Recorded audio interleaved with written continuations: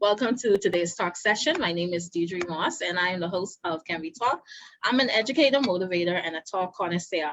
Since Mother's Day is May 8th, we've dedicated this session on this Friday to talk about Mother's Day and other related topics. We call this session Faces of Motherhood. We've invited several women in different phases of their motherhood journey to share insight on what it means to be a mom, mummy, mommy, mom, the old lady, whatever you want to call her. But today we've invited several ladies to help us dissect this topic today, including Annette Lunn, Valarina, Taylor-Rolle, Kinara Lloyd, and we also have a special guest, Singagrams by Mr.Brown, to serenade our mothers today. And so at this time, I will pass the virtual mic to our guests so that they can briefly introduce themselves. So I'll start with Mr. Brown first, Ms. Taylor-Rolle, Ms. Lunn, and Ms. Lloyd. Thank you so much. Good afternoon, ladies. Good afternoon, gents. My name is Carvey Brown, aka Mr. Brown. All right. I hope everybody have a blessed Mother's Day.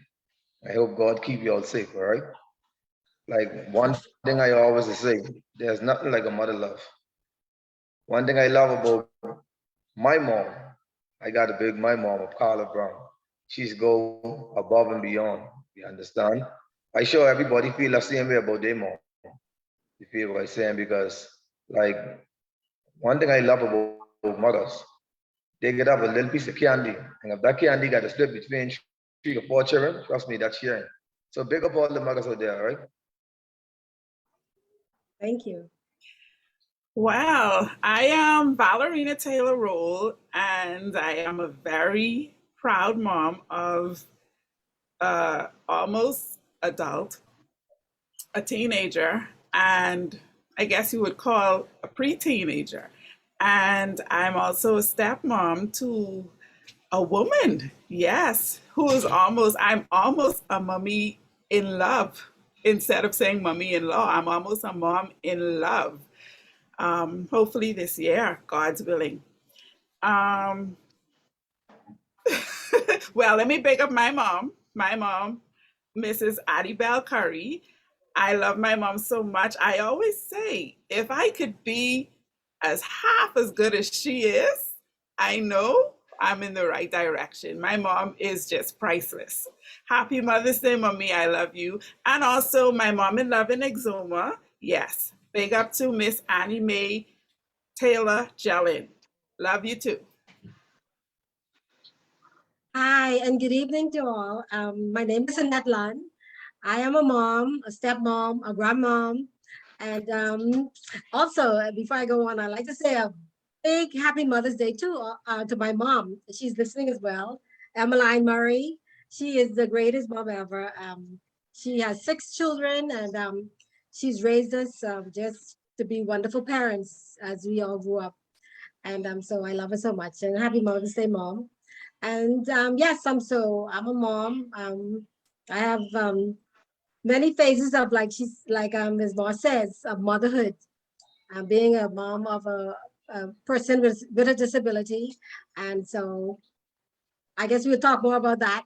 But yes, thank you. And thank you for the invite. And thank you. And happy Mother's Day to all the mothers out there. And also to my sisters. I have a lot of sisters. Happy Mother's Day to all of my sisters because they're all listening as well. And all of my friends. Thank you. Awesome. Awesome. All right. Well, I guess it's my turn. Good evening to everyone, to you yourself, Deidre, and my fellow panelists. Good evening to those watching and tuning in. And I am Kinara Lloyd. I like to introduce myself as a daughter of the King. I'm a wife of 18 years and a mother of 14 years. My oldest made me a mom 14 years ago, and I have 2 more behind her. So I have a total of 3 in my tribe, as they call it. I'm also a training specialist by profession, and I am a Kingdom Lighthouse coach. So I'm involved in ministry, and I love to serve God in this capacity. And it's a pleasure for me to be back here again to speak on this platform with you, Deidre, and certainly now to share this opportunity with the rest of your fellow guests. And so happy Mother's Day, certainly to my beautiful mama, Victoria Burrows. I know she'll be tuning in, and also to all of the mothers in my circle, my close friends, my fellow Kingdom Generals, the leader of a ministry group called Kingdom Generals. Very pleasant Mother's Day greeting to one and all out in Bahamas. So yeah, let's do this. Oh my goodness, thank you so much. Thank you, everybody. Thank you, all of the moms here represented on this platform today. So we turn to you, Mr. Brown, if you want to serenade the mamas here today. I don't know if you want to start. Okay, I think I'll serenade the mom. I'll serenade the mothers now. You know? Okay. Since you keep asking me to, let me give you what you asked for, right? All the mothers out there, this one's for all of y'all, okay? You're once, twice, three times a lady, and we love you. Yes, you once, twice, three times a lady, and they love you. Oh, mother, and they love you. You taught them everything, and everything you given them, you always keep it inside. Say you could drive in force in daylight. Yeah, and there is anyone or anything that I can be, you know it wouldn't feel right. And if I didn't have you by my side, oh, always there for me to love and care for me when skies were gray. Whenever I was down, you always there for me to comfort me. And no one else can be what you have been to them. You will always be, you will always be the girl of daylight for all time. Mama, mama, you know they love you. Oh, you know they love you, mama. Mama, you're the queen of the heart. Your love is like tears from the start. Oh, mama, mama, they just want you to know. Loving you is like food to my, loving you is like food to my soul. Yes, it is. Yes, it is.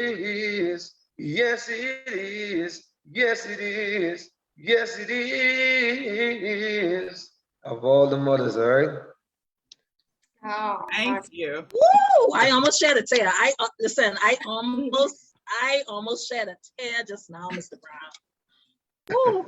Thank you so much. Nice, very nice. Thank you. Thank So you. lovely.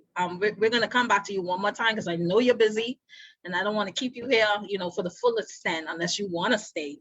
But I want to thank you for representing the men, and showing that you still love your mama. So I thank love you. my mom. Thank you. And I just checked the comment. Mr. Utah Controversy Taylor-Rolle said, big up to my boy, Mr. Brown. So thank you. Yeah, that's my Thank boy. He you. put me on when I was 13 years old. Wow. Oh, really? Yeah, man. That Utah is a good man. Wow. Okay. Let me just put a plug right in there. Utah is my husband. Yes, we know. Yes, I know. Go ahead, lady. You know, Okay, lady. own him, own him, own him. One thing to say She about had to let us Utah, know. That's right. Of course.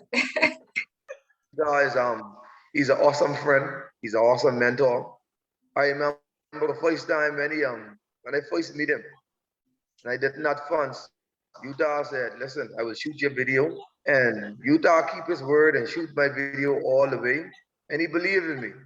I remember when he's getting my Mr. Controversy, Utah, pick up yourself, brother. That was love. Nice. You know, that's one brother right there, I must say. He's a good role model. I admire him. He's an awesome friend. We mightn't talk every day, but when I see him, that's the biggest hail in the world. You gotta big up yourself. Good stuff. Awesome. Thank you. Thank you Really. so Awesome. much. So we're gonna get into our talk. I just see Miss Wilson just join us. She's another face of motherhood. I don't know why she's hiding. She needs to reveal herself and introduce herself. Miss Wilson, you ready? I guess she'll come in when she's ready. She's gonna introduce herself. Um, so with that, before we begin, if you just joined us, like and share this video, subscribe to our YouTube channel using the links on our page. We need your support to continue these talks. Also, if there's something that you think we should be talking about, feel free to let us know. We want to hear from you. With that, let's get into our talk. So we go to meaning. What does motherhood mean to you? What does motherhood mean to you? We start with you, Miss Roll, and then you, Miss Lunn, and then Miss Lloyd. If you want to join in, Mr. Brown, you can join in as well. Okay, so for me, motherhood is any female, whether or not she has given birth. But once she has the ability and the capacity to train a younger individual, doesn't even have to be a baby, it could be a younger adult. You know, once you can mentor and train that person, to me, she is capable of being a mom, or she can be called mom, because a lot of persons did not give birth, but they are awesome moms. Right. Agreed. From myself, being a mother is giving that unconditional love and support and encouragement. And like she said, you don't have to have, let's say, raised a child from young, but you would have maybe adults that look at as you to you as a mother figure to them because of the life you live and having that positive disposition and just being a supportive person to another person, a good mentor to that other person, and just showing that love and support and, like I said, encouragement. Because we all need that. I think in our lives, we need that person who we could look up to and say, that is the person I would like to be, and I would like to be like that person. I think that's what being a mother is all about, having that love inside. Yes, yes, for sure. I like to, I would describe motherhood as being about one who is a sustenance vessel for creation of life, you know, one who is able to maintain that life thereafter for many years. It's about loving and nurturing, as some of you have already mentioned. It's about protecting another. It's providing and teaching, sharing, you know, being patient and flexible, always forgiving. It's being soft and gentle, yet possessing immense strength and toughness. Motherhood may be deemed the ultimate feminine characteristic and role. It's lived and modeled by women from the beginning of time. Motherhood is the true demonstration of being a servant leader, because of course it really involves leading by serving those under your care or within your responsibility. So the role of motherhood is one of incredible significance, not only to the individual or the people she influences, but to societies as a whole. Thank you. Thank you. I'll come to you, Miss Wilson. Welcome, Miss Wilson. Thank you for joining us as another face of motherhood. Can you tell us what does motherhood mean to you? Wow. After everybody said what they said, I don't know if I have anything to add, but I don't know. I'm one of the younger mothers, I'm sure. So for me, I don't feel like you can define motherhood, in my opinion. A motherhood, really and truly, for me, I'm learning it step by step. You know, I was taught a certain way, but as I become a mother in this changing environment, this changing times, I have learned to not only adapt, but to mix and add to what I've already learned, if that makes sense. So for me, I'm a little old school, but I'm a little bit new school. So for me, motherhood is a lot of things. And I think I can speak for a lot of the younger mothers. We just taking it every day as we come and trying to do the best as we can for every particular situation, you know. Yeah, with the mother's love and all the good stuff that the lady said. So for me, that's what motherhood is.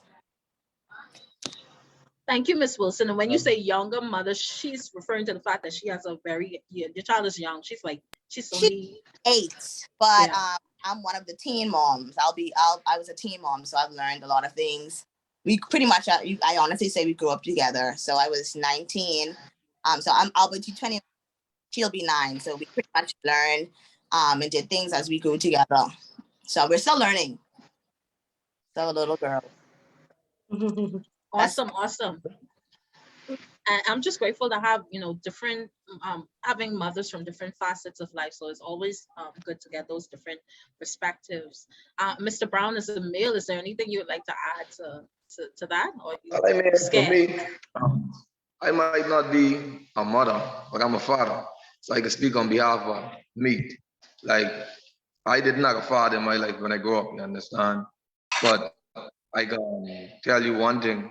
My mom was the male and a female figure in my life.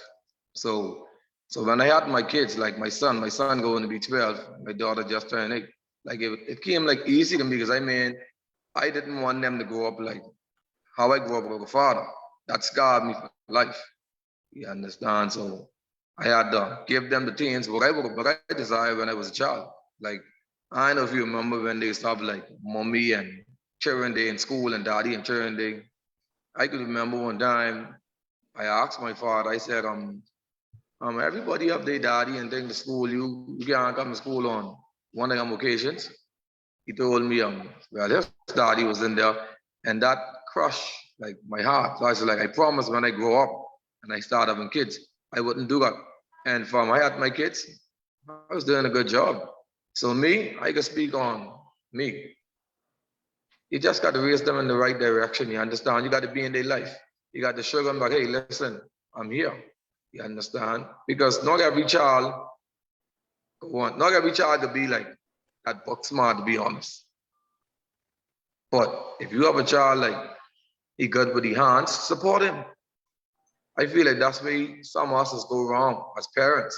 You know, we want a genius, but not every child is designed to be a genius. If you understand where I'm coming from, because you might be a genius, right?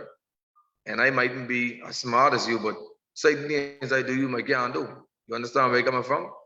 Mm-hmm. That's why I support my kids. If that makes sense to you. Thank you for sharing that, Mr. Brown. That's very important that you mentioned that your mom. We have so many moms who play both roles, and how integral, the role that she played, how it made you to become the person that you are, and the fact that you didn't necessarily have your father there, but that made you realize that you wanted to be different, and you wanted to give your kids what you didn't have. So I want to thank you for sharing that, and that brings us to single motherhood. So what are your thoughts on single motherhood, and what advice would you give to a woman who is raising children on her own with no help from Well, the children's father? We're going to come to you, Mr. Brown. And what are your thoughts on the stigma that society places on single mothers and their children? You can jump in, Mr. Brown, seeing that you could go ahead, Mr. Brown. well, me personally, on the single mothers, what I'll tell them, yeah, like the old people that say, pig is turning the hog. You understand? Them kids don't stay small forever. You just trust in God, and He will make a way. No matter how much children you get. Once you trust in Him and say, Father God, I need you, trust me. It will come so easy to you. You understand? That's the only advice I could give them. You understand where I'm coming from? Because the Lord will never put more on you than you can bear. You understand? If He give you 2 to 3 children, He gave you them because He know you could take care of them. If you couldn't take care of them, He wouldn't give you them. If you understand where I'm coming from. You know how much mothers out there wishing they could have kids and like they can't. So by you having 1 or 2 children, that's a blessing. So you just keep your head up and the sky is the limit because God got you.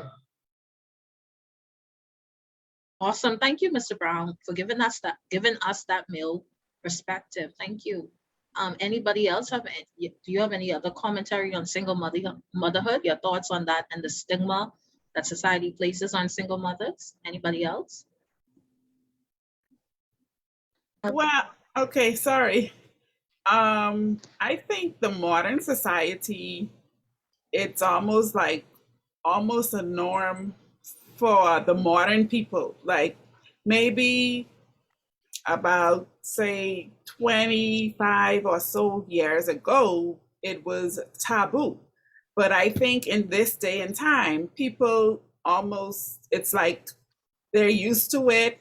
It's nothing drastic for the most part, And so single, I don't think there's such a negative stigma on it today, as it was back then. Now, yes, the children are still affected by it, and depending on the support system they have, some of them can pull through it pretty well. Others, it may affect negatively. And I was thinking it may affect the males more, but I believe it still would affect some females as well. So as it goes with the stigma, I don't really think there's a negative stigma today.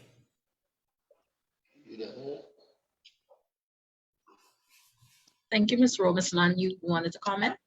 Well, I just want to chime in that even as a mom that has a single mom, I think a lot of times they have to realize that it takes a village sometimes to raise children. And if there's a need, let's say for support and help, there's nothing wrong with asking for that help that they may need. Because you have extended families as well, but a lot of times they're willing and able to assist in the rearing of the children. I think that there shouldn't be any shame attached to it because, like Mr. Brown said, no, kids are blessings. And I think that as they come to realize that, okay, this is what I was blessed with, the Lord blessed me with these children. If I need this help and if I need the support, I, as the adult, as the parent, I have to be the one to say, reach out and look for the help and support that I need in raising. It could be the grandparents, it could be the aunts, it could be even the godparents. Some godparents are so able and willing to help raise the children, and even as male children. A lot of times the moms say, it's really hard raising male children, because they can't seem to identify with some of the needs of a male child, but having an uncle, a good uncle who's going to be there, and a good godfather is going to be there as a good role model for those male children. They're out there, so expressing the support and the help that they need, that's going to be that's going to be important for the parent to realize that if they can't do it by themselves, I should reach out and look and try to find the help and support that I need, even like I say, from family and friends. Thank you, Ms. Lunn. Anyone else would like to add their thoughts on single motherhood and the stigma attached? Okay, so we'll move to career versus motherhood, or both. What are your thoughts on women choosing a career before motherhood? Is it possible to be a good mother and excel in your career? How do you balance the two? I think I'd like to speak on this. In regard to that, I feel like a lot of times we put limitations on what we can do. And I think everyone can agree that women, we have and had mastered so many things, especially in the same time. I mean, mothers have, and went to school, have kids, balance a family, quit a job, start a new career. It's really no limitation. How I look at life, everybody knows what works best for them, and I would know what best works ideally for me. And I think it's possible to balance 4 jobs, of course, maintain being a part of all of my daughter's school activities. I also ran my own business and I was able to do all my deliveries. It was not easy. I think now my body is physically paying for that, but for the most part, I think I would have mastered, and it's not really Miss Wilson, hold on, let's get back to that. You said you were juggling 4 jobs. 4. You said 4? Yeah, 2 full time and 2 part time. Ooh, okay. On call, which I just, as I said, everybody knows what works best for them. For me, I knew how how the routine worked, and I just kind of managed it. I put clothes, I have my clothes in my trunk. I always have my clothes ironed and just have myself prepared. And I juggled it. I knew what the goal was. I was a single mother without a car. I live in the Western area. My daughter went to school in the East. Of course, because just preference being a better school, in my opinion. And I had to get a car. I had so much other goals. I was trying to get a property. So much things that I knew what I did. And in order to get there, especially someone that didn't have the financial help, I went ahead for it. And I think I balanced it really well. As I said, every activity my daughter had, I was present to. And well, thankfully my mother helped with schoolwork, but for the most part, I don't think you have to limit yourself.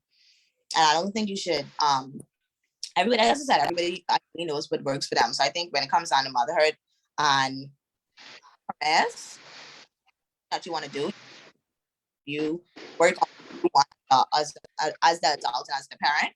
I think your kids can be able to live with that. I don't feel as if you put yourself last when it comes down to being a mother. Because when you do, I feel like your kids long run when you're happy and not because as Brown said, the kids grow up and they leave, and then you're now stuck with being lost and trying to find yourself all over years later. So I feel as if you have to have a balance. Understand the balance is very important when it comes down to motherhood. People be like, "Oh, you have a young child. Why are you there?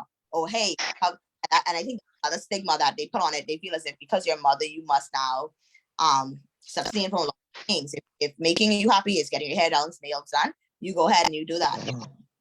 If couple and you have young kids and that's something that makes you happy or give you that peace and that mental break that you need, go ahead and do that. Everybody knows what works for them. I feel as if when it comes down to motherhood, I feel you just need to focus on what works for you and your family, because only you know what works best for you and your family. So I mean, that's my 2 cents on that. Yeah, 25 cents on that, but that's like 4 jobs. 4 jobs, Miss Wilson. 4. Woo. 4 jobs. That's a hard working woman. Yeah, I know that's a lot of jobs, but I must applaud you for the fact that you said even with having your jobs, you still made it a point to be present at your daughter's activities. So, yeah. She must be from Andres. Are you from Andres? Fresh Freak, my dad is from. I grew up in Andres. I tell you that. I just want to thank you so much for sharing that. And you represent a cross section of mothers who are working multiple jobs. And you mentioned that you had a goal, and so this is what you do. This is what you do to get to where you want to be. Anybody else would like to share the cross section between career and motherhood, or can you have both? Yes, I'd like to chime in here. I think it's important for women, Deidre, to consider what is important to them in life and what is their current priority, depending on what stage of life they may be in, or even what their life goals are. Then focusing on your career first may be fine. However, if you're already a mom or you're at a later stage of your biological clock cycle and you know that time is a ticking, then you have to consider which direction you're going to take. And like my fellow panelists said, it's possible because you can balance it. And certainly if you're not able to opt out and be a full-time mom, or if you don't desire to do that, then it is possible. You'd have to, of course, employ certain skill sets, time management. You'd have to be extremely focused, know when to cut off and go home, know when to put in the extra time and ask the kids, just to be patient with you. You have to really juggle that as effectively as possible. But I would want to just also caution for especially the professional career working women, those who are endeavoring to climb the corporate ladder per se, or really going after, you know, the end goal they have in mind for whatever success looks like to them.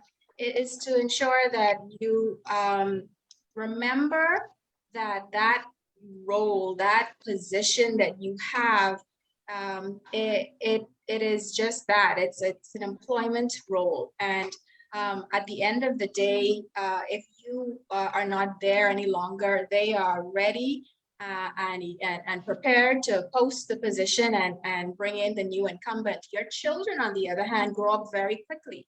And so you want to ensure that you are giving them that time. And I'm speaking from experience, having had to make the decision that it was important for me to be present in the home more regularly, because I had a career where it required working long hours. And I found that with 3 small children, I didn't have a lot of time to spend with them, and I wasn't able to even connect with them as effectively as I wanted to, because every time I got off, I was so extremely exhausted or stressed. You know, I just didn't have the bandwidth to engage them as effectively as I would have liked. And so I had to, with my husband, of course, determine what is more important for me. And whilst I loved what I was doing and had a great run in my corporate career, I made the decision to, at least for a time, be more present in the home environment for not only my children, but for our family as a whole. And I found that having made that decision 6 years ago, folks, I found that to be a very wise decision, and I don't regret it. And so again, my advice to everybody is to know what is important, what is most important to you, what are your life goals.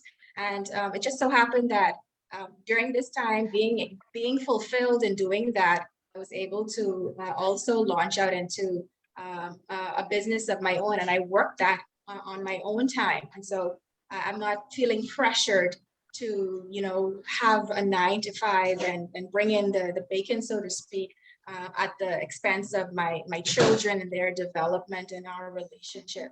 And so, yeah, it all depends on what your goals are. At the end of the day, what's most important for people, life has proven it, as well as research has shown, is that family and friends, the relationships we have with them always outweigh any amount of career success or even attainment of incredible wealth. So we have to consider what matters most to us individually. Yeah, very well. That was very good, Miss Lloyd, because it reminded me of myself having changed career. I actually changed my career because of my son. I know we're going to get into it later, but my husband and I, we sat down and I actually left the country and was able to change my career entirely because I saw fit. And we saw fit to make that change and make that career change. And that was later on. In fact, I was early in my marriage, but later on in my years. But and it worked out perfectly for us as a family. So I think you have to do like we said, you have to do what's best for you and your family, and realizing that sometimes changes you have to make career changes, and whatever works best for your family and is not going to damage the relationships that you have. And so you have to work what's best for you and your family and have a good support, having a spouse that's supportive to it. And yeah, so that works. Yes, and if I could just add here too, I know this may be a little controversial. Money is important, but money is not everything. It's not everything. And I think, unfortunately, society has so programmed us to think that we are only successful if we have achieved so much material success. If we have, landed ourselves in the big house in the gated community with the nice fresh car, and we can say that we can go on, extravagant holidays All of that is what is deemed as ultimately successful. But I can tell you from experience and having known of many situations, there are people like that who are lonely. They have attained the great success and the great wealth, but at what expense? They find themselves now, and I'll speak to women specifically, being of age, perhaps now in their 40s, mid 40s, upper 50s, or early 50s, and they don't have a child. It's fine if they didn't want that, but did they really want to find themselves in that position? It's not a knock on those persons. I'm just saying my advice is to anybody, whether you're young, whether you're getting up there, you're in your 30s and 40s, you have to decide what is most important to you, and you have to be willing to make the detour as necessary. You know, if you have to take that pay cut to have more time with your family, be willing to do that. If you need to leave, if you need to relocate, as Annette mentioned, do that. I left the job altogether, and like I said, I have no regrets. And I believe my family is the better because of it. That's I would have to agree with you 109%. Everything you said, and something you said that really stood out to me when you mentioned, everybody has to find what success means to them. And for me, back when I worked before jobs, I was like, you know what, I was so driven on this goal, and I was so fixated on getting, the car, the career, the home, and I could agree 100%. Although I made it to a lot of my daughter's functions and different activities she had, I've learned that it still was her expense. And I only learned that with being home. I'm in hospitality as it stands. Absolutely adore it, love it to the sole of my feet. I'm in hospitality, and of course we all know the pandemic happened, and we would have been significantly pretty much stagnated through the entire time. And I literally was going out of my mind. I was home. I was like, okay, 2 weeks, it was like, we're going to be back in 2 weeks. I was like, okay, great. Stayed home. I was like literally fixing everything in the house. I was so used to being to work and clocking in, clocking out, working so hard. So I literally got lost for those 2 weeks. And then, of course, I expanded into 2 years. And then I was home, and I realized that, I was like, oh my God, my daughter is very entitled. She is spoiled. Of course, now not being present, although her work was done and I was being present, I would have had to experience her from, okay, mother-daughter fun time, not from raising her as a parent. And then I realized, of course, my mom was there, my sisters were there, but they treated her, of course, when they raised her, they didn't raise her as, okay, we need you to do this how I would want to raise my daughter. They raised her as a granddaughter, which of course is in a title, little granddaughter. So I was like, oh my God, I don't like it. And let me literally down to she would leave a plate, they would not pick it up. They cater to her 24/7. She's like literally the only grandchild. Not until a year ago, but she's the only grandchild. So she was so pampered. And I was like, oh my God, I cannot deal with this. And for the 2 years, I realized that the job really didn't mean anything to me, hence me not having 4 jobs anymore. And I realized those things is not what I wanted. That is, I would have lost a lot.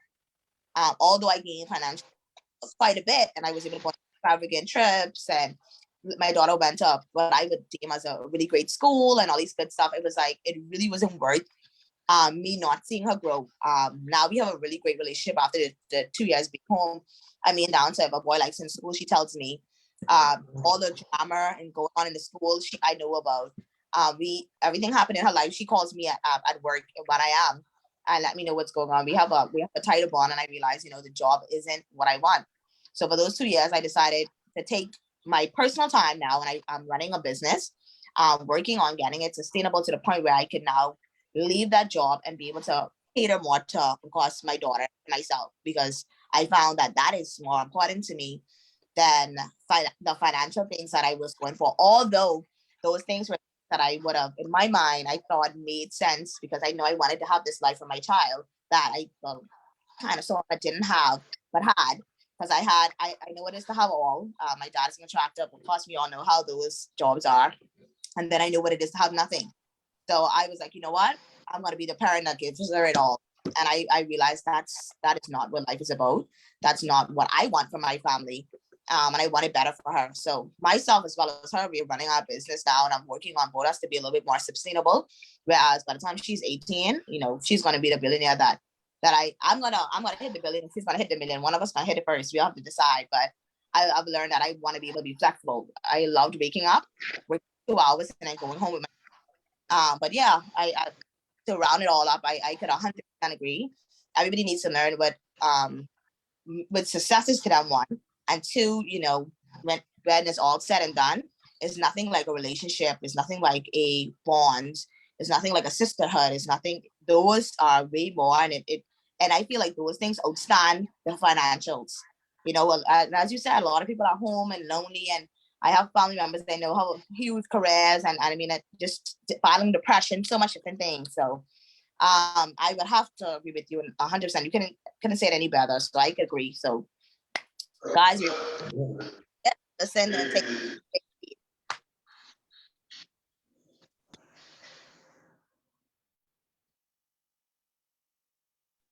Thank you. Thank you so much, ladies. I'm coming to you, Ms. Rolle. I don't know if you wanted to add to that. Lady Taylor-Rolle. I'll get Lady Taylor-Rolle, and then I'll come to you, Mr. Brown. Thank you. No, All right. I getting ready. Oh, you're getting ready to leave. Okay, so before you come in, Mr. Brown is getting ready to leave. Leave us with a song, Mr. Brown. Leave us with a song. Drop a gem on us. You like songs? Of course, of course. Listening to be a Mother's Day song. I can take you all the way back. I think all y'all should know this song, all right? Oh boy. When the night has come and the land is dark and the moon is the only light we'll see. Don't know I won't be afraid. Oh, I won't be afraid. Just as long as you stand by me.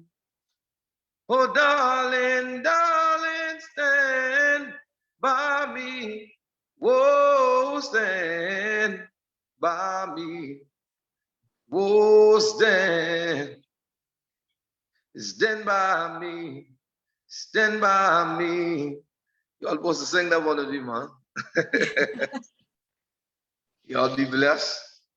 Y'all take care, all right? Thank you. Thank Thank you you. so much, Mr. Brown. Thank you. Yes, Thank you. that was girl. So. Thank you. Y'all have a good day. Bye, Miss Taylor. Bye. Okay. So yes, I agree with Naomi. I agree with Kinara and Annette.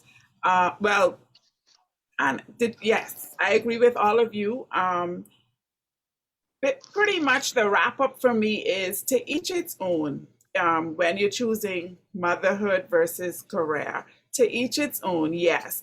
And also, I agree that we must find out or self-assess what is important to us. And there's a saying that comes to mind when asking that question, motherhood versus career. The saying says, money can buy a house, but not a home. Money can buy a bed, but not sleep. Money can buy a clock, but not time. Money can buy you a book, but not knowledge. Money can buy food, but not an appetite. Money can buy you friends, but not love. And so, yes, you can have your career. Yes, you can be a mother. You must balance, and you must have a good support system. But Naomi made it clear that yes, she had a great support system, but she didn't like she didn't like the way that they were bringing up her baby, and she wished she was there to instill, these things differently. And so we have to, like Kinara said, decide what is important. And so that is why I agree with all of you. Balance, deciding what's important. I also like what Naomi said. If you feel that you want to, as a mother, if you want to go ahead and have your hair done, your nails did, if that makes you happy, do not I know we have to sacrifice though, as mothers. We have to sacrifice because sometimes you do not have all of the money in the world and you have to decide, okay, this is not important this month or this week. So let's go ahead and buy the books for the uniforms for school instead of spending it on a hair and a nail, a salon day. So yes, we have to sacrifice. We have to choose what's important, to each its own. And remember, in all of it, money is not everything. Thank you so much to our wonderful mothers. And so this is directed to our mother that we have here who has raised a child with a disability. As a mother who has raised a child with a disability, what advice would you give to a mother raising a child, with a disability? Okay, like when you had asked me to be on the panel, I was like, I could talk for days because yes, my son does have a disability. He's deaf, and the initial feeling of because he's my first child. I have two stepchildren, but he's my only child. But I have two stepchildren, but that initial feeling when a mother has once they find out that their child has a disability. I went through all the phases of that, that why me, and I looked at my sisters and their children was able to call their mom. They heard their children calling their mom, mommy, and talking, and I was like, why me, and so I had to quickly realize that and find in myself that, the Lord gave me a child with special needs because he felt that I was able and capable to deal with it. So I had to quickly catch myself. But it doesn't happen all the time. It doesn't happen with everybody. So the process is different for all moms and parents with raising a child with a disability. So there should be no pressure. I feel there should be no pressure placed on parents once they find that out. There's no timeline as to how long you should come to that realization, how long you should accept it, because we all feel and go through that in different phases and different stages, and are accepting that. And so me raising my son Kelvin, he's deaf, like I said, he was born deaf, and I had to make career changes because of it, because I was in the banking industry, and then I once I took him out of the country and he went to school in the United States, I then left the country to become an interpreter. And that's probably why you see me in all the black. I'm always in black, but as an interpreter. But so I made a total switch. Like I tell people, I never even knew where the Center for the Deaf was, because it has made me such a better person and a more sensitive person towards other persons with disability. And so now I recognize it, and I see it, and I feel it for parents, and especially like for young moms. And I could talk to them because I feel as though I went through the process of raising a child with a disability and accepting that and trying to find the right placement for him was important. Finding the right school for him because he has a life, We have our own expectations as to what we want our children to be in life. When we have a baby, we say, "Oh, I want my child to grow up to be this and to be that." That's our expectations, right? That's things that we want for them. But then we have to come to realize that they have their own goals, and we have to accept that sometimes what we want is not the way it's going to be. I had a situation, I had him in an oral deaf school because I wanted him to talk. I wanted him to tell me, Mom. He was there in Northampton, Massachusetts for 2 years. And then the principal called me in and she said, Ms. Lunn, Kelvin is not doing well at the school. He needs a total communication. He needs to sign and talk. So I know how I felt.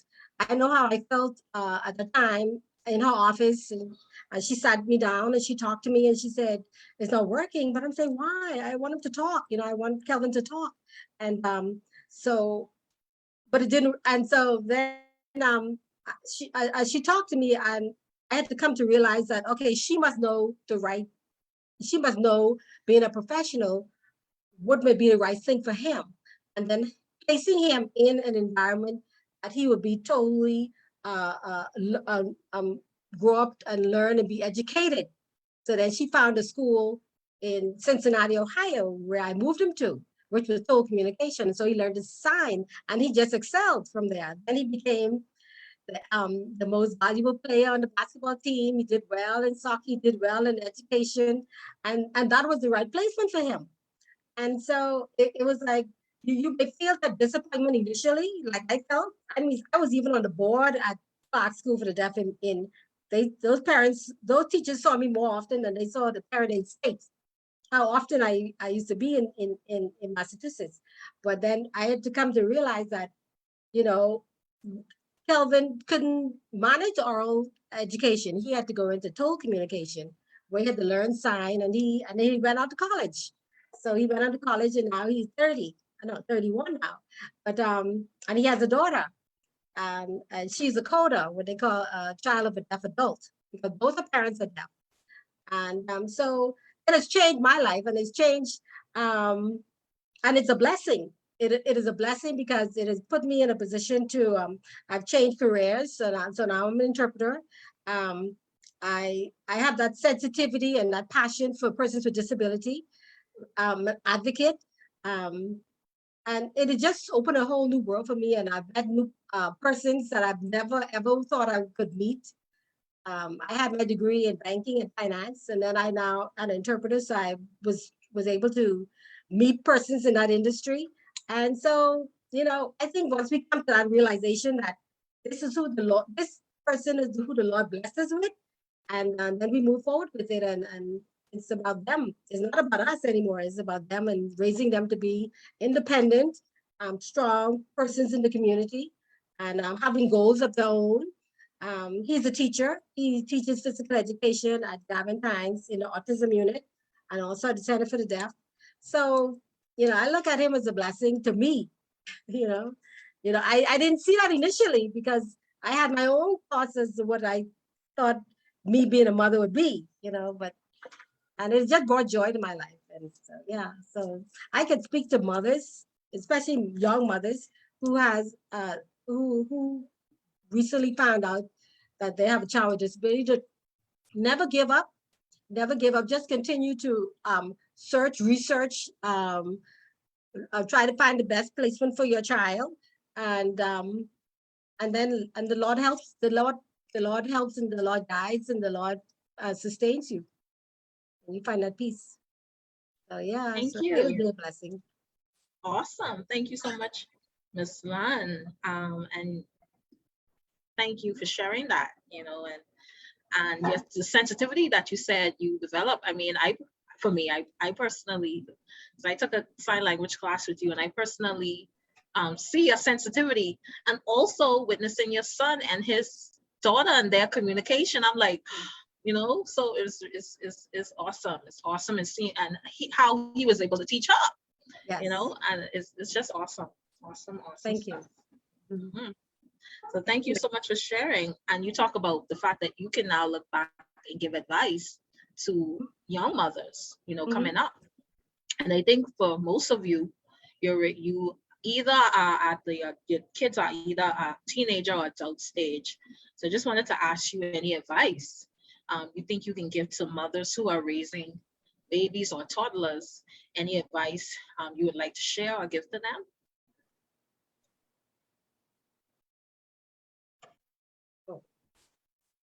For me? Oh. Any one of you. Oh, okay. But you go first, Miss Lunn. Okay, well, I like to say being patient with our children. A lot of times we think that they should act a certain way or they should be a certain way. Having that patience with our children is important, because like it is, all children doesn't grow the same way, all children doesn't learn the same way.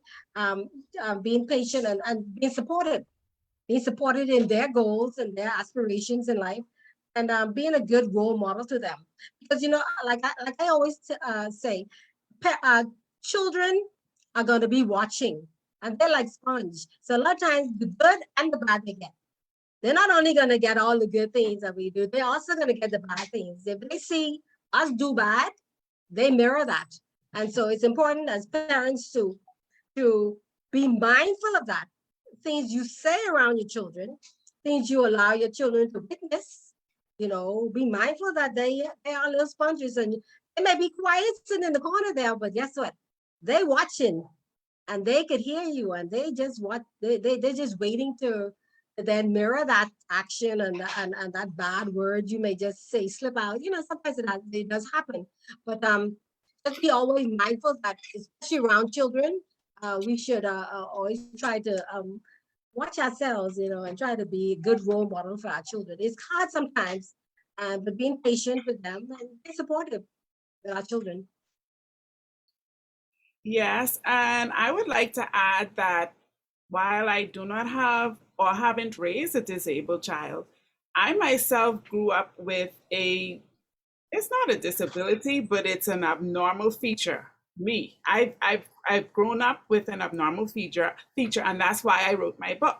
So what I would say to anyone who's raising an abnormal child, I'm sorry, a disabled child, or even someone with an abnormal feature, is to let them know that they are fearfully and wonderfully made. Let them know that they are loved and there is absolutely nothing wrong with them. They may be different, but they are still awesome. You have to pour into them, build their self-esteem, make them feel worthy, make them feel loved, and just give them the best that you can and let them know, and even tell them that yes, people will be mean to you. You have to be real. Let them know that people will be mean to you, but just because they said it doesn't mean it's true. Okay. Right. So like I said, I grew up, I wish I could show you my feature, but it's gonna be so awkward to do it because I have abnormal feet. I have abnormal toes. And I have just now, last year, started being open about my toes. I've just started wearing open toe shoes and going to get a pedicure. I'm 40 years old, and that is when I actually just came to my senses and say, like Miss Lunn said, God, this is a blessing. God, listen, God, through Christ, I can do all things. Why am I hiding my feet? This is what God gave me. This is how I was created. And the Bible tells me I am fearfully, and before I was in my mother's womb, he put me together. The Bible tells me I am fearfully and wonderfully made. And so it doesn't matter the different feature that anyone has, they are all fearfully and wonderfully made. That's important to plant that in their mind from as young as you can, because that the devil will try to get into the minds of people. They will say, oh, I'm not pretty enough. My toes look so different. I don't deserve this, but I missed out on so much until, before last year, I missed out on a bunch. Now you can't keep me up from getting pedicure. It was so funny because my husband told me that the first time he saw my feet, he almost ran out the house. And it was so amazing because when I got my first pedicure and I showed it to him, because I didn't even get one for our wedding because I was like just too embarrassed. I just couldn't go and get it done. I used to do my own little hackling up and painting. And I just found out that he told me, you say this the best your foot ever look. Say you can't paint those. That time I thought I was painting and I was cute. But it's just important to just start them out as young as possible, letting them know that they are fearfully and wonderfully made, no matter their differences. If everybody looked the same, it would be boring. So Yep, absolutely. Yes. True. Yes. Oh, go ahead, Naomi. No, go ahead. You were saying? I was just going to totally agree with what was just said. Encourage and praise your young children often. Practice lots of rewards and recognition to reinforce right behaviors, Speak affirmatively to and over your little children especially. It's important to get them from a young age. You can do it at any age, obviously, but if you start them out with this environment and being deliberate about praising them, not in an overly unrealistic manner, but more so than detracting and tearing them down, as is sometimes often seen in certain environments. And so we have to be deliberate about building our children up. Show them that you believe in them. Challenge them to do things for themselves, and let them see that they were able to complete it. Anything that they do, even if it's not done to the standard that others may think it should be, you praise them. You let them know this is going well. They're doing an awesome job. For instance, even with grades in school, I think our only gentleman that was on here earlier, he talked about the fact that not every child is going to succeed academically. And so just because they did not attain an A, but if they applied themselves and you saw them working hard at a particular, let's say a project or whatever it was, you commend them for that. You let them know and reward them for their effort even.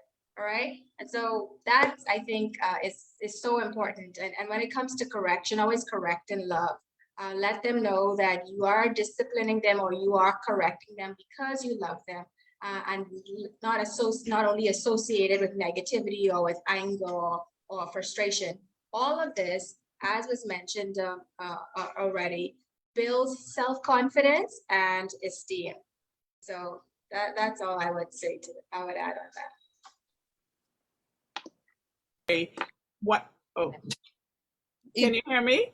So, okay. So by Kinara saying that, it reminded me of my mom, because this is a mother's show.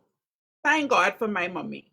My mommy, one time I went to her about my toes and I said, "Mommy, how come my toes look like this?" And my mommy told me, "Girl, you around here worrying about your toes, say somebody down the road don't have no feet." And that stuck with me my whole life. So I'm going to say, thank God for mommy. Self-esteem, like moms, you are the ones responsible for bringing out that self-esteem in your children. Yes, daddy can help, but mummies, we all a little bit softer, for the most part. The mummies are more gentler and softer and compassionate and loving, and so mummies, please, please, please, I'm reiterating, please, please, please bring out the self-esteem in our babies. Yeah, so I'll piggyback off of that. I think, I think, teacher, you did a great job putting the panel together. I mean, everything everyone's saying, I could relate to. One, I would like to say, in regard to the question, of course, when it comes down to the self-esteem and everything, it's funny that you said that with the toes. My sister, I start to believe these kids are mine, but my little sister, she was a premature, and her toes, she, of course, being the big sister, I think I'm the sister of 3 little sisters. So you get so harsh, like, oh my God, what's wrong with her? And and not until as of recent, we noticed that she was very insecure and she never used to do her toes and a lot of things. And then, believe it or not, guys, I started TikTok through the pandemic and found myself on TikTok that has deals with psychology and pretty much about mental health, all these good things. And they started to talk about a few things, self-esteem being one of them, and talking about other persons. And I started to now become sensitive in regards to the way I speak to her, because I mean, I think it starts at home. We have to be the ones that build our sisters up, sisters, brothers, children, friends, so on and so forth. Because the world amongst the house or outside of the house, they're the ones that always consistently tear us down. These same kids, they have so much things already going on outside of the home. I don't feel like that's a space that we should bring that to them. So she's 16 now, and my sister girl is doing pedicures and wearing open toe, and I'm like, okay, girl. And although I don't think it looks good, I'm like, girl, it look good, girl, every time, because I have to be the one that instills that in her. I have to be the one that tells her she looks good. And, I feel as if once we do it here, it's nothing anyone else can say at that point to bring her down, because she now believes it. Because keep in mind now, the kids have so much things going on. It's unrealistic expectations on how you should look, how your hair should be, how your breath should be, or not knocking those that have issues and want to change them, and they decide that what makes them happy and they go ahead and do those things, all power to you. Because when I go, I don't want to even talk about me. So DJ, don't be my business when you see me looking, snip, snip. But nevertheless, it's just really important. I think it's definitely important because, as I said, the kids deal with so much stuff. The things that I hear my daughter, 8 and grade 3, talks about, and the things that the boys and the girls call each other. And I'm like, wow, this is what they battle with now. Can I imagine social media, what they already think? And then I'm like, oh my God, she's so pretty. Why do I look like this? You know, and you have to understand subconsciously these kids are taking things in, and it's pretty much drowning these kids nowadays. And you see now, of course, the statistics with the suicide for young children have consistently rise. So it's really important in regard to teaching our kids and instilling them, because the reality of life is they're not going to get it anywhere else but the home. So we have to build them up consistently in regard to that. Another point I wanted to touch on also is, once again, I had to learn, as I continue to grow, learning to be honest, transparent with my daughter, and be able to I'm old school. I grew up with an old school father and mother. So we never grew up learning to talk to my parents about a lot of things that go on in school. And, you know, you bottle up so much things that happen. I feel as if that's why kids get involved in so much other things, or react at school. You find out they're fighting in fights, their grades are going down, and you wonder what is happening. And parents can't relate, or they feel like that these kids are rebel kids because they never knew how to talk to their kids. I, once again, would have read a lot of books and learned that it's important to talk to our kids from a very, very early age. Believe it or not, a janitor, she's a janitor lady that I worked with years ago.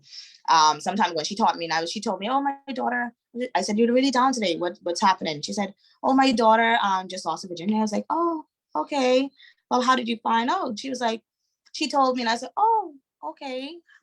Why did she tell you? She was like, oh, we're just open like that. I was like, oh my God, open. She just told you. Like, I was startled. I was like, oh, wow. And to me, of course, that's a different culture, because I grew up like everything we hid from our parents and weren't open with them. I was stuck on the fact that she told her. I was like, wow, you know, this is another level of openness here, but tell me more. How did you do it? You know, I have a daughter. My daughter at that time was about 2, or is she 1? Nevertheless, she was a really young child. And I was like, how did you get her to be like that? Because I've always promised myself, after consistently wanting to talk to my parents and not having that safe haven to go and tell them a lot of things, I was like, I have to be a different parent. And I decided, within myself, I have to do different. And she taught me, she's like, you have to start them early. So as simple as going in a car, like, how was your day? My daughter couldn't talk, and she'll say, you know, blah, blah, blah, blah. And I said, girl, you lie, girl. Mm-hmm. I'm in a car, and I got in a habit, and then she started to talk. I said, how did you say? Good, we had ice cream. She's like, oh, girl, go ahead, girl. And I don't even care about the ice cream day, but I just was talking so my sister girl can tell me things. And now she's 8, and she said, girl, mommy, guess what happened today? Child, know all the teachers at school business and then principal business. And baby, I'm loving it. I said, girl, what happened, girl? And the school said, and they say, what? And I can't wait. When I see you, I don't care what I'm doing at work. If I see a FaceTime come true, it's tea. My daughter have tea to tell me. I say, hello, excuse me, can you give me 1 second? Just one moment for me. And I go in the back of the head, tea. Because my sister tells me everything, and I feel like that's the stage. And that's why you ladies can follow our TikTok if you do have it. After this, you'll see I try to spread love, and I'm hoping to inspire a lot of young parents and young mothers to be open with their daughters. That's the reason why I created my daughter TikTok. For years, I've always posted it as a joke, and people are like, why don't you post it? Or how did you get your daughter to tell you that? Or how did you get your daughter to do this? Like, why does she always talk to you and tell you everything? And a lot of people ask me, and I'm like, I'm still trying to figure it out myself, sister. But, you know, one thing I've mastered is her being honest with me. Although some days when she told me, boy, like today, I was like, oh Lord, in grade 3, I thought the world was coming to an end. And the first instinct in me was like, slap this little girl. Slap the little girl. Because she is crossing the barrier. And we were open, but we're not that open, you know, and I was so upset about it. And I had to pretty much withhold myself on how I personally felt, or what I would have thought that would have been normal to deal with her, and realize that, you know what, I am the safe haven. She has to be open with me. If she can't be safe here, she can't be safe anywhere else. She has to be able to be safe with her mother, and she has to be able to be comfortable and tell me anything. So I was in there, like my palms are sweating. I was like getting a little dizzy. the anger was so deep. I was like, and she is so comfortable with it. And guys, I had to pray to Jesus and stuff, but he has brought me through it. And we are now on a different level of our relationship now. She's telling me who likes who in school. I think it's just too much for me, but I think it's important. So I'm hoping to inspire someone because you need to know what's going on. And trust me, I'm grade 3 drama kids. You need to know about it. So parents, talk to your kids. It's important. Let me tell you, those little kids, they have drama going on. Don't mind them. They got their little personalities. Don't mind them being small. They have a lot of stuff, a lot of drama going on. I want to thank you ladies for sharing. Could somebody tell me what's the issue with the toe situation? Because I was insecure with my toes too. I don't know what's going on. I don't know what's up with that. I think it's a Black woman thing. That's what it is. No. And these hard-working feet. That's all I have to say. That's all I have to say. I was trying to see if you would be able to see this photo tree.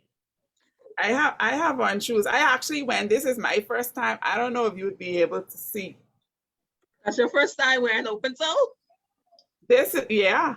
Oh, wow. I don't know if you, yeah. And then you can't really see the full feet because I have to find a picture. I made it a habit now using my toes as my ministry. I have a TikTok account and I just posted it. The first time I did it was Christmas. And I posted the song, I'm coming out. And so some random person say, no, please don't go back in. Listen, I can laugh about it because I just feel so comfortable. I am like, if you have a problem with me, that's your problem. That's not my problem. You're free. You're free. It was so, when I saw it, I burst out laughing. I wasn't upset. I wasn't angry, anything. I just embrace it now. That's freedom, girl. You've been delivered. Yes, I have. Hallelujah. You had a random person to say what they say. They said no. They say no, please don't go back in. and that the social media could be so cruel. I love that came up as well.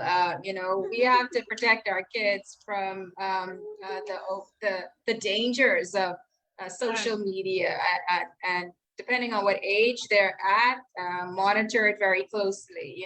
Or don't even allow it. Period. Depending again on what stage of life they're at, because it's a lot to manage and it's a lot to be responsible for. I remember watching a program a few months back that talked about the fact that cell phones are really so dangerous. It's like giving a 7-year-old a vehicle and telling them, okay, don't do anything dangerous with it now, without really going over it and teaching them the dangers that exist and being deliberate about literally equipping them for it. And so I just wanted to throw that in there as well. We can't be afraid to really manage and monitor closely when necessary our children and their social media access and usage. And that includes the devices of which they are using. Well, social media one thing. and activities. I think it's very important to understand that nowadays adults make these same video games alongside the shows that we watch automatically. I think every parent, because it's a cartoon, we said, oh, it's a cartoon. Are you watching a cartoon? Okay. Not you sit down, well, some parents, but not until you sit down and sometimes you listen to things like, oh, so what's really going on? And I had to learn that once again, being home, being present with my daughter. And I was like, she's watching a cartoon, but then again, subconsciously things are being added in their mind based on what's played with these cartoons. And I thought, and even onto the video games, she loves the Roblox, which I recently just made her stop playing completely because the type of games they play and what the game consists of in regards to what's the point of the game. I'm like, what's the point of the game? They're like, oh, we're teething this car and we're bringing it to this. I was like, oh, teething. It's not what we're gonna do. Because in your mind you think it's nothing, and then sometimes kids play so much to the point so they can't, differentiate reality and then the game, and it's then in their mind it's like not a big deal to teeth. Desensitized. Yes. And correct. And you said it perfectly. And I don't think people understand how important that is. So video games, social media, which, by the way, the TikTok that my daughter and I have, it's actually her TikTok, like quite a boogie wagon. No one really watches my videos. Sorry for another day, but I manage her social media. I actually am the one that played the TikTok. I always recorded her as a joke to send to my friends. And I posted it one day asking a question, and it kind of blew up a little bigger than I anticipated. It had like about 5,000 views in a few minutes, and then I blinked, she is now up to 166 plus thousand views on her TikTok and 22,000 likes, or so on and so forth. And it's like, I was like, okay, so I wonder what would have happened if I allowed her to manage this. Like, what would she done? And kids don't know how to know what not to post and what to post, because social media can be depicted to be anything. People take things and run with it the way they want, and kind of dismantle a lot of stuff. So I think it was safer for her not to be on TikTok. So I managed that. But then again, I had to learn that video games and as well as those cartoons, I had to manage strictly, because especially now with the LGBTQ community and all these stuff there, they pretty much force themselves in a lot of these cartoons. And although I support the community and it's great, it works for them. And as I said, I have friends of my own. Certain things you don't bring around your children at a young age, and I don't want to expose it to that. So I had to learn to separate the both. And it's very, very important. Young, old, and I think every child nowadays has a tablet, a cell phone. I mean, the youngest kids you see, everyone has these things now, and I think every parent should understand the importance of it.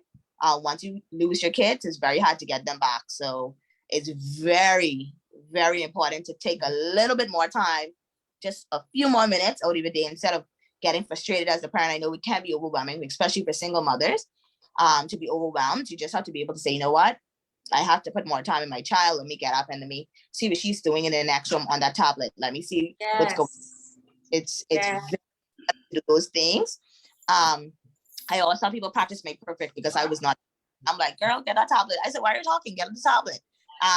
One of those parents, after, of course, you're working so much at 4 jobs, you're trying to manage a social life, trying to manage a love life, all these good stuff, and trying to get it together. And be a parent, it was a lot. And I had to learn to then again choose not only myself, but choose my child more accordingly, because that's the reason why I worked so hard, and realized that I had to put that time, literally now, to have it automatically. If I sit down too long and I'm on my phone and I realize she's not there, I say, girl, what's wrong in there, girl? What are you doing? And she already know, hey, mommy, this is what's going on. Or them headphones, parents, don't. Did you know is, I'll wrap it up quickly. Did you know is I managed a virtual assistant program through the pandemic, and I learned a little bit more every day with kids. Every day is an experience with kids. You learn things every day. I had a little girl. She always had the headphones on at lunchtime. It was nothing to me. Everybody loves their headphones. So it's the cutest little thing, and I never knew what it is until I keep on hearing this beat, and I'm humming to it, and it was the Cardi B song, the wild one. Wow. Well, I'm with. What? Oh, yes.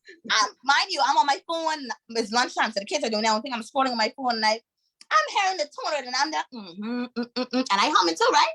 Then I realized, what? Well, why am I singing this? And I was like, who got on a video in here?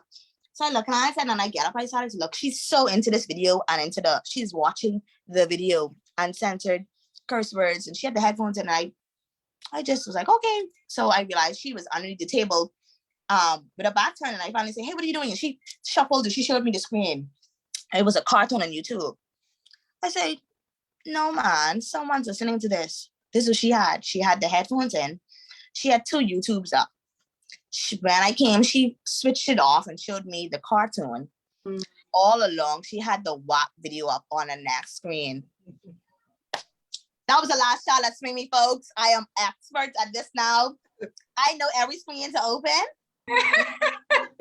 They ain't get me no more. That was the last child, I tell you, the last one. But it is so important. I was like, and when you think you're fooling these kids, when these kids think they fooling you, sometimes they fooling you for 2.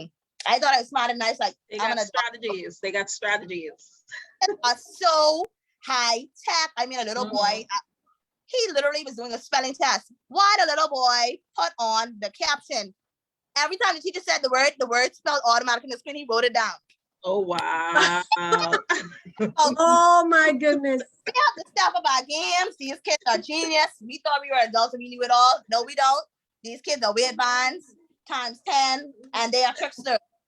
Parents, you They gotta got practice strategies. They got strategies. 10 more minutes today every day to learn the new. Go on Google, start searching stuff, because if you think you're smart, these kids smarter. Because they have it together. Because I was like, who even thought about that? Like, I should have cheated all my life. I would have been fertile. Like, these kids got it down, pop. The other thing I'll talk about, and I have to say, parents, a lot of parents, I feel like a lot of parents now have to, and that's why I think it's important to know you as a mother first, or put yourself, sometimes I always say, put yourself first as a parent. You have to know you too before you now become a parent. Because I've learned with now doing the virtual program, a lot of parents are very enabling to their kids. And it is super sad. And we have a lot of kids that are not accountable, and these kids know exactly when they can get away with certain things because the way their parents act. And if you think your kid is 5, 6, 7, 8, and they don't know that, well, I know my mommy is going to tell me that tell the parent off, and my daughter has that same entitlement. Like, she always feels as if she can say anything she wants because, oh, my mommy will come to school and deal with you. And I was like, oh no, I won't not. They'll deal with you first before I reach. And I had to, although some days I do want to go to the school and be like, hey, hello, what's going on? I had to withhold myself from a lot of things because I don't want her to grow up and feel as if I am going to step every time something happens in school. Because they take this in the workplace, and we find that you go in the workplace with a lot of adults that are entitled or feel as if they can get away with so much things. And I think it all, once again, comes back to the foundation. So it's very, very important to, I think, one of the panelists mentioned, just be able to be accountable and being rewarding to your kids, certain things, because now we have grown adults that we have to now deal with. And I feel like that's the reason why the world the way it is, because way back again, the foundation and how the way parents raise their kids. So I think it's very, very important to teach them to be accountable, one, to be able to be honest too, and then I guess independent to a point. I think those things are very, very important as you now move forward in motherhood. So yeah. Thank you. Thank you so much. And as we wind down, we're winding down, we're coming to the end. And I just want to thank all the ladies who represent our faces of motherhood. And I just want to ask you, probably get a little controversial, just a little bit. But I want to ask about stepmotherhood. I'm going to get to that. But I also want to ask about comments about, I know this it's not necessarily a part of it, but yet again, it is in a way. I want to ask anybody if they wanted to add their commentary about a statement that was made about, I'm not sure if it was made about women or just in general, being 35 and unmarried, or probably with children being leftovers. I don't know if you have any commentary or you would like to add anything to that. Being a woman who's over 35 and she would be considered a leftover, somebody. Just tag me. You don't have to go there. And I'm okay. I'm happy inside. Okay, peace. I'm just kidding. Girl, have you seen the caliber of man now? It is exhausting. If I do not get married, I'm okay with it. It's not that serious. I think that 30 is like the new 20 in my opinion. I mean, and it's better. I feel like for me, I can't speak for everyone. I can speak for myself. I would rather be with myself than be with someone that would degrade me. Don't take my standards, which is very high. I look a little rough today. I had a very long day, Juju. I'm doing this because I love and care for you, my sister. But I know you extra. I know. Yes. And I had a lot of things to do today, but it's very important to love you first. I want to continue to grow within myself as a whole. And so but Naomi, for the benefit of the other ladies, I'm not sure if they understand. You want to explain to them and tell them what the comment that was made. I'm not sure. Yeah. In regards to being 30 and unmarried. Yeah, 30 and married, probably someone with a child. You're considered a leftover. So with well, as I said, I know it's a big topic. I think it's everyone talks about it all the time. I don't know. Every to each his own. I guess Bruce and I beholder. To each his own. If someone thinks that I'm the leftover and they don't want to be with me because I'm over 30 and I have a child, kudos to you. Go ahead and find a single girl with no kids, that's fine. But I sincerely don't feel like that's an issue. I don't know. I mean, I said every man is different. Men know what they want. Everybody has a standard. And you can't knock them for that standard and that's why initially dating is very important. When you're dating, then you need to know exactly what you want. Me as a young lady, I know what my standard is and what I want when I decide to settle down. And I think the gentleman that I decide to settle down with, if I am a young mother, and I'm somebody he doesn't want to be with, then I'm totally open to that. That's why when you date initially, these are the conversations you have. And it would touch softly on stepmothers. I okay with you girls, if anybody dated my daughter's dad, kudos. When is your day to pick up? Because I'm tired, I'm open. When are we gonna split, vacations and Christmas? I'm okay with you girls. I think everybody should be open and respectful. I'm pretty easy to get along with, good morning, good evening. We don't have to be besties and go out. My daughter has siblings and I'm cordial and I could say friends with every last one of her siblings' parents. I communicate with every last one. When it's Christmas and whenever I have a birthday or anything special, I include them in everything. When I buy gifts, I include majority of them. Well, I have a lot of kids now, the last two, they weren't in my budget this lap, but when they will be getting gifts also for Christmas because the reality of it is they are my daughter's siblings. And they are just as important as she is, although not my biological kids. Did I say it right? I have an issue pronouncing. You. Yeah, like I said, yeah. Although they're not mine, she loves them and I love them. And once again, it comes back to my daughter being honest and open. She says, "Mom, this is the case." Some days she talks to her dad's girlfriend on my phone. She said, "Hi, I love you. Bye." Okay. Love you guys too. Bye. You love them, baby. I love them too. I think it comes to maturity. I don't even matter to play. I love y'all too. When we spending the bills. But I'm just kidding. But I'm open to it. I personally don't have an issue with stepmom, stepdads. Because when it's my time. Hello, somebody. My time. Thank you. Yeah. Thank you so much. So as we wind down, I'm going to come around to everybody. And just if you want to offer any piece of advice for motherhood, or if you want to comment on stepmotherhood or any statement, any last piece of advice that you want to give or talk about your space and where you are as a mother, feel free to share any advice you want to give. Feel free to share. I'll start with Ms. Lunn. I'll come to Ms. Lloyd, Ms. Rolle, and Naomi. If you want to chime in, you can feel free to chime in. But any last commentary or advice? Okay. Well, the topic of stepmom. Yes, I'm a stepmom. My husband, he was previously married. My stepchildren were 5 and 8. They're 5 and 8. I raised them. We raised them. But I think as a stepmom, I think it's important for the fathers to be supportive to the mom, to the new mom, to the stepmom.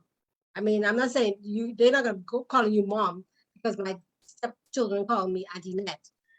Auntie Net. They call me Auntie Net. They grew up calling me Auntie Net even now.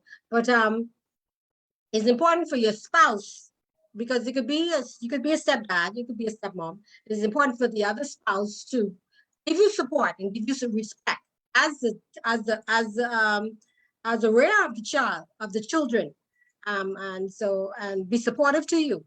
I think for myself, I was always very kind and giving and very to my stepchildren because I wanted them to be comfortable with me and I wanted to be comfortable with them, but they were young then too. So as a stepmom, I think the support of this other spouse is very important. Having that respect and because like I went back to saying, children watch and they feed of they're gonna feed of you, feed from you and the way. If let's say my spouse, my husband was treating me with disrespect, my stepchildren will be treating me with disrespect because they're gonna watch him first, and they're gonna watch him as the way he's treating me, and so the way the way you interact with each other, especially around the children, is going to be important because the children are watching. With regard to the rearing of children, I think it's important to us, and I think it was said before, as parents, we have to recognize that as moms, I should say, as moms, we have to recognize that we have to be whole ourselves.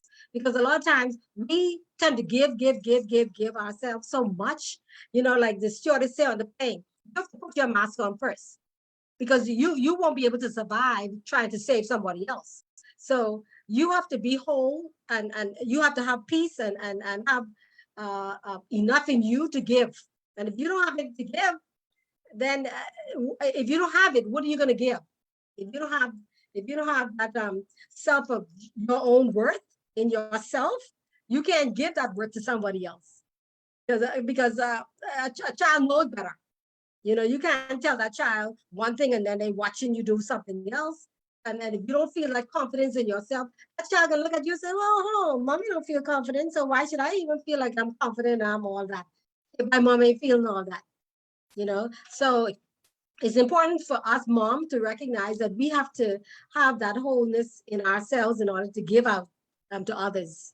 And also as a mom and as a parent, you should never be too big to apologize. I think a lot of times we look at our parents and think our parents know it all. Our parents, everything they said was right. But we're wrong too. We're wrong too. We make mistakes. And I think recognizing that and telling our children that I made a mistake. I was wrong. And I apologize to my child or my children because I'm a human too, but I made an error, and don't be too big to say that you did make a mistake, because we're all humans. So we all are growing up in this life together. And yes, we are the parent. And yes, we do make mistakes. And sometimes our children are saying the right thing, and they were right and we were wrong. So as parents, we shouldn't be too big to say that we were wrong, and apologize to our children, and like everybody said, growing that confidence in our children, that's very, very important from young. Like my son, I listen. My son, ain't nothing he couldn't do.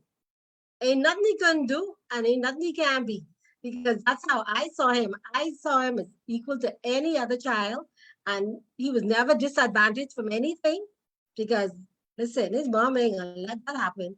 And yeah, so you wouldn't want to see the worst in me if I see my son being disrespected or being discriminated against. Oh boy, that's a whole nother story, because a mother is definitely gonna defend her child. So that's a whole other story. Exactly. Yeah. So and letting your child see that you are supporting them. You will support them. I mean, yeah, if you're not gonna support them if they're wrong, but if you see they're being disadvantaged and being discriminated against, you step in there and they're gonna look at you, and because my mom have my back, my mom is gonna fight those battles for me because it's the right thing to do. You're not gonna fight no wrong battles. You're not gonna do anything that's gonna be that you see that they're doing that is illegal and supported. No, I'm talking that if there's the rights and their rights are being discriminated against, no, you as the mom or the parent should be their first advocate. And so yeah, so I happy Mother's Day to all the moms out there, and love you guys.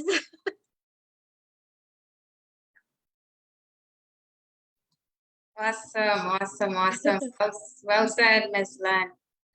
Yes, my final sentiments that I'd like to add here on this important discussion, or in this important discussion this evening, is to teach and to train your children in the fear and the admonition of God, and that is to keep His commandments. I say this because this is first of all an important part of our responsibility as parents, but it's also a commandment from God. We are literally instructed to do this in God's word in the book of Deuteronomy. And so we have to remember that as parents who have been given the privilege and the honor, the responsibility of training up and the next generation, and that being in our people, our little people, God will hold us accountable if we do not teach our children to love him and then model it ourselves. The word says in Proverbs 22, verse 6, that we ought to train up a child in the way they should go. And when they are old, they will not depart from it. So we have to teach them and train them to honor God. You can be confident once you do that, they will grow up to be good citizens of your country. And so even if you don't feel like you yourself are there yet, it would be a good reason to start. Get to know and learn God's word for yourself so that you can model it more effectively for them. And in so doing, you're going to raise a much more wholesome and productive individual that can easily assimilate into society. All right. Further, you'll be guiltless before God, even if they act contrary for a time. But I had to add that in there just to make sure that people are aware that it is a part of our responsibility as parents as well, literally teaching them the word of God. And it's the best way to go, I believe. Thank you. And again, happy Mother's Day to all. Thank you. Thank you. Okay, so I do have a stepdaughter that happens to be the adult in our relation, well, in our marriage. I've met her from I was 4 years old. She's now 23. She got engaged a couple of weeks ago and she'll be getting married, God's willing, in November. And she and I have an awesome relationship. And I agree with Naomi about the maturity. It makes sense to just be mature. It doesn't make sense to have animosity because no child is at fault. So what point is it? There's no point to it. And I just want to read a little message. It's quick that she sent me for my birthday. She said, screaming a happy, happy birthday to you. Thank you for being you. You're honestly such a fun, energetic, kind, and passionate individual. You are so patient and it's so admirable. You're honestly so loving as well. Thank you for all that you do. I love you. I pray that this year is a year of joy and new positive experiences for you. Happy, happy birthday. She was an adult when she sent me this.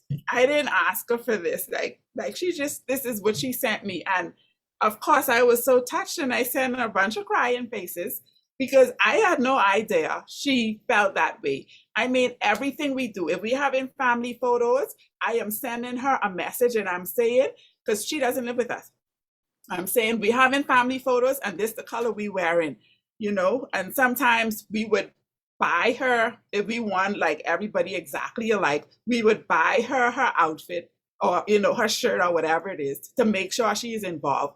Any event, any birthday, anything, I always try to invite her. If we going on a trip, we let her know, listen, we going away this week, you know, you can come with us. So it makes sense to be mature about it because you're not hurting anybody, but probably yourself. And yes, we ought to train. Training is not a one-time thing. Training is a repeated, over and repeatedly.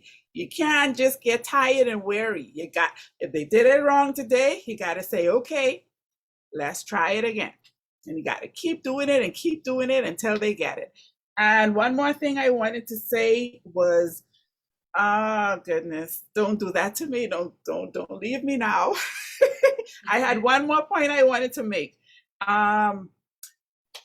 Okay. Anyway, happy Mother's Day, y'all. It slipped me.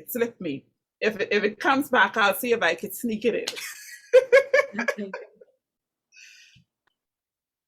Okay, so I guess it's my turn. First I want to say, ladies, oh my goodness, it's so nice to meet you all virtually, of course. I feel so accomplished as a parent at this point. Everything everyone said, it's relatable to me. I've been if not working on it, have been doing it. Of course, but she mentioned the panelists. I can't remember everyone's name, please don't kill me. But she mentioned her son is 31. He has his own child. You have your stepdaughter, of course, Miss, is it Krista? I don't know, Miss Lundy, Miss Lynn, I don't know. It's so much names. But my second panelist is the lovely lady with the pearls. Sister, I love pearls. She mentioned with talking about raising your children in the way well, in the Bible, of course, training up the child in the way he must go. And I would like to say, one, I'm a pastor's kid. Something she said, you train them up, you'll be guiltless in front of God. Because, even if they went contrary for a short moment, and that's something stood out to me because of course, growing up in the church for so long, you've been desensitized to a lot of things. And would you believe I am now 28, going on 29, and every decision I make, I literally have this voice in my head. And for some reason, it's my dad's voice. A lot of things that he said, and a lot of Bible verses that he referenced, a lot of decisions I make or going to make or in the process of making illy, I hear my daddy voice and I'm like, I don't like it. But it did not depart me. You sometimes you feel like, I taught this girl this and why she's doing something else. Listen to me, parents. If you feel as if you're getting nowhere, believe it or not, keep treating the kids, keep on. And another thing I think is not important, you can't teach them one thing and do something contrary. It's very important because these kids are way more advanced and a little bit more wise than we were back then. And they look at you and they look at your life and be like, there's no way that you can tell me I must live this way if you're doing this. And I think that's the reason too why I may have, become the person I did and lose myself for so much years, because growing up in church so much, you see so much different things and like, there's no way God is in here. But one thing that was always stand through the years was his word. That hasn't changed. Things that he said was going to happen, that hasn't changed. You see a lot of things that he said that would happen in the past, in the Bible, a lot of things you see now consistently happening. So that's one thing that I think is really important. Definitely training up the children in the way they should go. When it's that time, it shouldn't depart them. Don't quote me. They probably didn't say it right, but you get the point. Secondly, I think it's very important, as she said, when it comes down to parents that are step parents, going to be step parents, just to be mature. You're not spreading anybody but your kids. And sometimes you have to love your child more enough to withhold your feelings towards or illy feelings towards anyone else. Many days I don't want to speak to my child's dad, but my daughter's like, oh, my dad says, oh my God, I'm so excited. I told him, oh God, who invited him? I'm so angry. But because I thought enough, I have to, submerge my anger and put on that smiley face because, the reality of life is what we're doing it for her. Who are we doing for the kids? And if I can't show her, despite my personal feelings, that you must show love, then I failed as a parent because I'm teaching her to love everyone, no matter or turn the next cheek. And I'm doing something contrary. So sometimes it's very important, even if you don't realize it, to be conscious of everything that you do, because the kids, once again, as you ladies said, they're watching regardless. And thirdly, I think that sums it up. But girls, I love speaking with you. You have touched me completely. I feel so good. And I just hope that we can do this again. And happy Mother's Day to all the mothers, the aunts. You don't have to be you don't have to have kids to be a mother. The mother figures, the aunts that have stand roles, the stepmoms that are just as important, and who sends pictures and colors and buy clothes, and whose stepdaughter loves them and got engaged. All this good stuff, and ladies, these, all of those mother figures, because you all are mothers. We love you, and just keep doing what you're doing. There's teachers that are becoming mothers. A lot of the kids, we stand together in unity, and I think that's what we need to do now. A lot of times we lost that, the foundation, but I think it's time to get into that now. But yeah, happy Mother's Day, everyone. I'm gonna leave now. So okay, thank you. Bye. Happy Mother's Day. Thank Thank you. you, I Naomi. remembered. Bye. I remembered my final point, which was build self-esteem. Don't forget to build self-esteem because everybody is different and unique. And like the Bible says, you are fearfully and wonderfully made. Yes. And so if you see someone being mean, adults, moms, shut it down and make sure that you correct it. Let them know that's not right. That's not nice. And that person is fearfully and wonderfully made. Oh, I'm so glad you remembered. That's so important. That's what I wanted to. That's so important. I learned so much from you ladies, and I'm so glad that you participated in this session today. We're I know you may have other things to do, so we're about to close this session out, but I just want to thank you for being a part of this session. You brought up some sad memories about the feet, so I got to look at my feet tonight and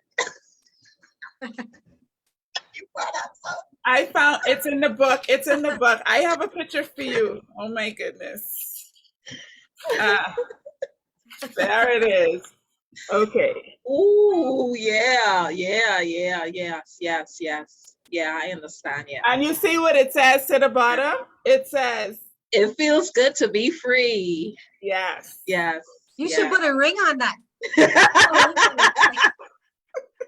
Yes. And so I said, hey, these are my feet until I die. So That's right. might as well own it. That's right. That's right. That's right. And like you said, somebody else doesn't have to. Thank you. Exactly. Perspective, eh? Yes. Perspective. Yes. Yeah, that's important to always have the right perspective in life. And hopefully it's an optimistic one. Let everything that you do be positive, be of good report, be praiseworthy. Think on those things in accordance with Philippians 4 and 8. That's great. Amen. What a wonderful way to end. I just want to thank all of our ladies who represent our faces of motherhood. So grateful for you. Miss Lunn, if you could you show us a sign for Happy Mother's Day? Is it Happy Mother's Day. Okay, Happy. And you have to look happy, right? Happy mothers. This is mom day. Happy Mother's Day. This is the I love you. You share it. Yay. Share it with the world. Share it with the world. All right, so I'm gonna try one more time. Happy. Yes. All right, so thank you so much, ladies, for being a part of the session. All that you contributed, we talk about so much. You talk about raising your children, treating them right. You talk about being mature in the situation of being a stepmom. You talk about single motherhoods and the stigma attached to that. I just want to thank you, ladies, and I just want to say Happy Mother's Day to all the moms. You talk about the fact that you don't necessarily have to be a biological mom, but you're still mothering in some way.